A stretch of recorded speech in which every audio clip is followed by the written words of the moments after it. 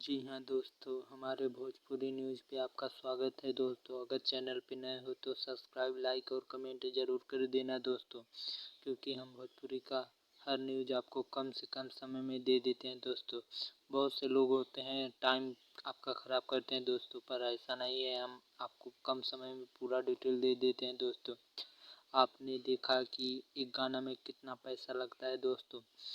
तो गाना की बात है दोस्तों, गाना कई प्रकार के होते हैं दोस्तों। जैसे आप ट्रैक बनवाओ दोस्तों, 1200 का भी ट्रैक बनता है, 1500 का भी बनता है, 2000 का भी बनता है दोस्तों, 2500 का भी बनता है दोस्तों।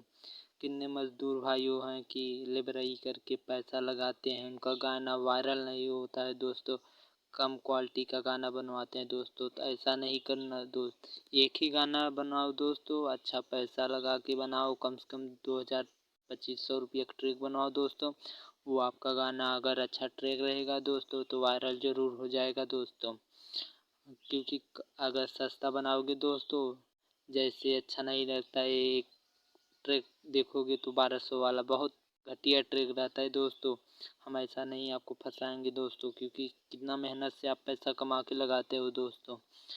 हम इसे कहते हैं 1500 2000 रुपया लगा के अच्छा ट्रैक बनवा के दोस्तों अपने यूट्यूब पे या कोई भी चैनल से डलवाओ दोस्तों। वीडियो अच्छा लगे तो कमेंट सब्सक्राइब जरूर कर देना दोस्तों। धन्यवाद।